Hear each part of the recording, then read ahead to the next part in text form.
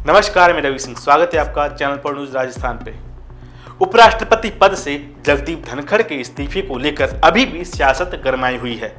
धनखड़ ने अपने इस्तीफे की वजह स्वास्थ्य कारणों को बताया था, लेकिन विपक्षी दल इस दावे पर सवाल उठा रहे हैं और इसके पीछे दूसरी वजह खोज रहे हैं।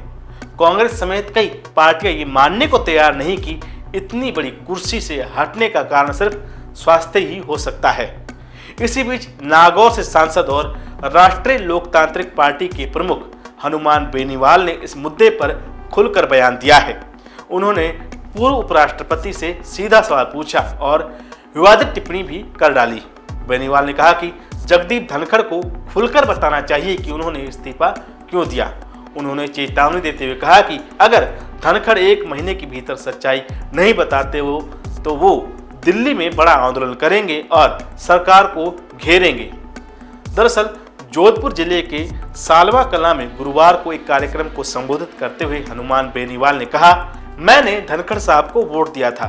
समाज के नाते मैं बीजेपी के साथ नहीं था, लेकिन उन्होंने कहा था कि मैं राजस्थान का हूं और अपने समाज से हूं। लेकिन 3 साल तक वे एक महिला नेता के साथ हेलीकॉप्टर में घूमते रहे। बेनीवाल ने आरोप लगाया कि धनखड़ को अचानक हटाने के पीछे गहरी साजिश है। उन्होंने कहा कि धनखड़ को साफ साफ बताना चाहिए कि क्या उन्हें डराकर हटाया गया, धमकाकर इस्तीफा दिलवाया गया या फिर किसी निजी मामले के कारण उन पर दबाव बनाया गया। उन्होंने यहाँ तक कहा कि धनखड़ साहब, आप 1 महीने के अंदर देश को बताओ कि आपको कैसे हटाया गया। क्या बंदूक की नोक पर, कमरे में डराकर या कोई फोटो दिखाकर मजबूर किया गया। बेनीवाल ने आगे कि अगर धनखड़ 6 महीने बाद अस्पताल से बाहर आकर ये कहेंगे कि उन्हें मजबूरी में इस्तीफा देना पड़ा तो ये देर हो जाएगी। उन्होंने चेतावनी दी कि अगर 1 महीने में धनखड़ सच्चाई सामने नहीं लाते तो उनकी पार्टी दिल्ली का घेराव करेगी और सरकार को हिला देगी। कार्यक्रम के अपने भाषण के दौरान बेनीवाल ने धनखड़ को लेकर बेहद तीखे और विवादित शब्दों का भी इस्तेमाल किया। उन्होंने यहाँ तक कह दिया कि धनखड़ अब मरे हुए जैसे हैं। उन्होंने कहा कि हम कब तक मरे हुए लोगों का साथ देते रहेंगे। आंदोलन तो हम लाशें उठाकर भी करते हैं, लेकिन बाद में परिवार वाले समझौता करके निकल जाते हैं।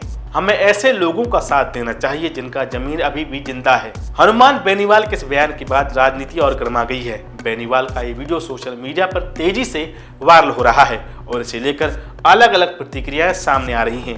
विपक्षी दल इसे मोदी सरकार और बीजेपी पर हमला बताकर सवाल उठा रहे हैं, तो वहीं बीजेपी समर्थक इसे बेनीवाल की ओछी राजनीति बता रहे हैं।